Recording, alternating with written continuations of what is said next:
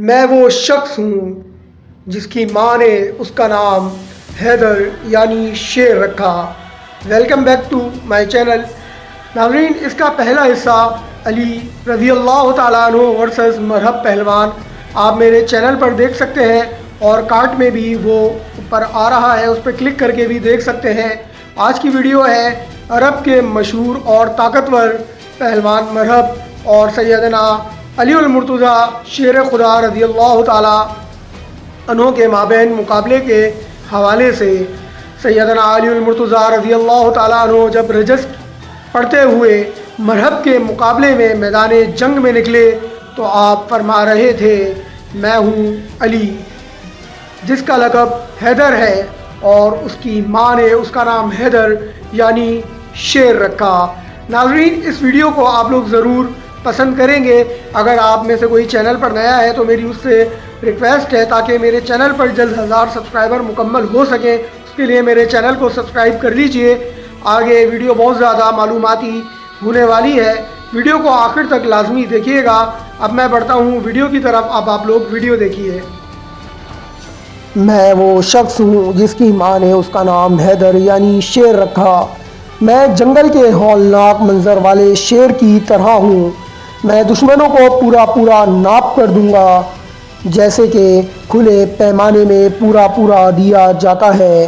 یہ ناظرین فرما رہے ہیں شیر خدا سیدنا علی المرتضیٰ رضی اللہ تعالیٰ عنہ میدان جہاد میں، یعنی میں دشمن میں وسیع پیمانے پر خون ریزی کروں گا۔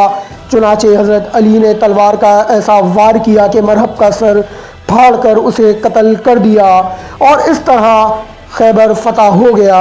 اس روایت میں اس طرح آیا ہے کہ ملعون مرہب یہودی کو حضرت علی المرتضیٰ رضی اللہ تعالیٰ عنہ نے ہی قتل کیا ہے، اور ایسے ہی امام احمد نے حضرت علی رضی اللہ عنہ سے روایت نقل کی ہے کہ جب میں نے مرہب کو قتل کیا تو میں اس کا سر لے کر سیدنا محمد عربی صلی اللہ علیہ وسلم کی خدمت میں حاضر ہوا، لیکن موسیٰ بن عقبہ نے امام زہری سے روایت نقل کی ہے کہ مرہب کو قتل کرنے والے حضرت محمد بن سلمہ یا مسلمہ رضی اللہ تعالیٰ عنہ ہیں، اور اسی طرح محمد بن اسحاق نے اور واقدی نے حضرت جابر رضی اللہ تعالیٰ عنہ وغیرہ سے حضرات سے نقل کیا ہے۔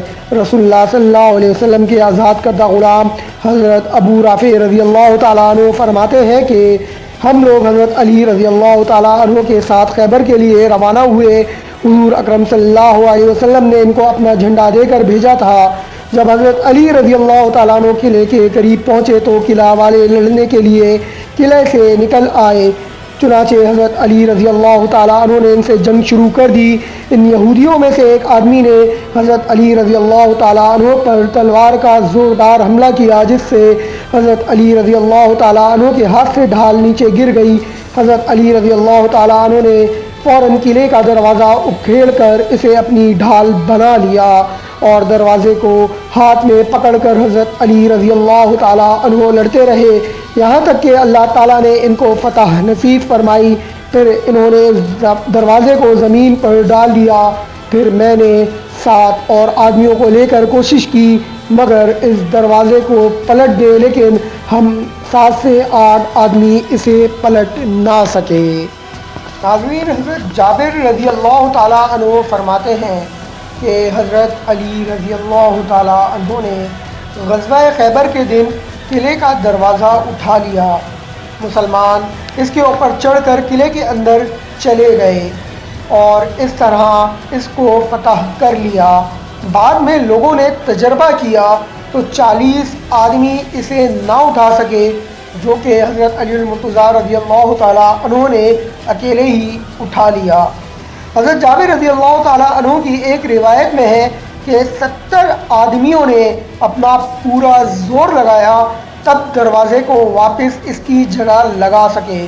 ناظرین، آپ اس سے اندازہ لگائیے کہ اس وقت میں اللہ رب العزت نے سیدنا علی المرتضیٰ شیر خدا رضی اللہ تعالیٰ عنہ کو کتنی ایمانی طاقت عطا فرمائی کہ آپ نے وہ دروازہ قلعے کا جو 40 افراد بھی مل کر نہیں اٹھا پا رہے تھے، سیدنا علی المرتضیٰ رضی اللہ تعالیٰ عنہ نے اس قلعے کے دروازے کو اکیلے ہی اٹھا لیا۔ حضرت جابر بن سمرہ رضی اللہ تعالیٰ عنہ فرماتے ہیں کہ حضرت علی رضی اللہ تعالیٰ عنہ نے غزوہ خیبر کے دن قلعے کا دروازہ اٹھا لیا تھا۔ اسی پر چڑھ کر مسلمانوں نے خیبر کے قلعے کو فتح کیا۔ بعد میں تجربہ کیا گیا تو 40 آدمی ہی اسے اٹھا سکے۔ یعنی کہنے کی اور سننے کی بات ہے، اگر آپ دیکھیں اور سوچیں کوئی ایک وزندار چیز ہو جسے آپ کے کزنز، آپ کے دوست، آپ کے محلے والے، آپ کے ارد گرد کے لوگ آپ کی مدد کو آ جائیں اور وہ ہوتے ہوتے 40 ہو جائیں اور وہ لوگ نہ اٹھا سکیں اور پھر آپ اکیلے ہی اس دروازے کو یا اس بھاری وزنی چیز کو اکیلے ہی اٹھا لیں، تو آپ سوچ سکتے ہیں کہ اللہ رب العزت نے آپ کو اس وقت میں کتنی طاقت عطا کی ہوگی۔ اس کو سمجھانے کے لیے آپ کو یہ کہا ہے، ویسے تو یہ ممکن نہیں ہے چونکہ یہ چیز سیدنا علی المرتضیٰ رضی اللہ تعالیٰ عنہ کے ساتھ ہی اللہ رب العزت نے خاص رکھنی تھی۔ اور خاص کیوں نہیں رکھنی تھی؟ کیونکہ رسول اکرم صلی اللہ علیہ وسلم کی یہ دعا بھی تھی کہ آج میں جھنڈا ایسے شخص کو دوں گا جس سے اللہ اور اس کا رسول محبت رکھتے ہیں اور وہ بھی اللہ اور اس کے رسول سے محبت رکھتا ہے۔ اچھا ناظرین، اب یہ پورے واقعات آپ نے سن لیے، اب میں اس کے حوالے جات بھی جو ہے آپ لوگوں کو بتا دوں، کیونکہ اسلامی تاریخ ہے تو میں یہ سمجھتا ہوں کہ حوالوں کا ہونا بہت زیادہ ضروری ہے۔ جو بھی بات ہو وہ اتھینٹک ہو، ایسا نہیں کہ ویڈیوز کے چکر میں کوئی بھی من گھڑت یا موضوع روایت آپ لوگوں تک پہنچاؤں، ایسا ہرگز انشاءاللہ میرے اس چینل پر اور کسی بھی ویڈیو میں نہیں ہوگا، نہ پیچھے ہوا نہ آگے آنے والی ویڈیوز میں ہوگا۔ جو بھی تاریخی واقعات یا جو بھی ویڈیو آپ لوگوں تک میں پہنچاؤں گا تو میری پوری کوشش یہ رہی ہے اور رہے گی کہ بالکل اتھینٹک ہو اور بالکل وہ ہو جس پر سب متفق ہو اور اس میں کوئی اس طرح کی اختلافی بات نہ ہو۔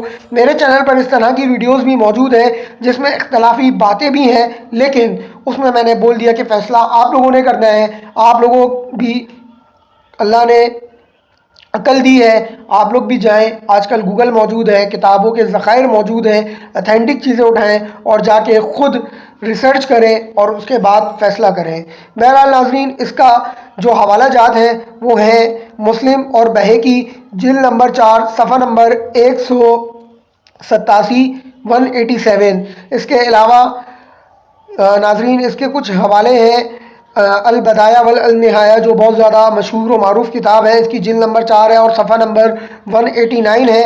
اس کے علاوہ اخرج ابن ابی شیبہ ہے، قذافی منتخب کنز الاعمال جلد نمبر 5 صفحہ نمبر 144۔ امید کرتا ہوں کہ یہ ویڈیوز آپ لوگوں کو پسند آ رہی ہوں گی انشاءاللہ، اور جلد کسی اور اچھی اور اسلامی تاریخ کے حوالے سے ویڈیوز کو لے کر حاضر ہوں گا۔ تب تک کے لیے اللہ حافظ۔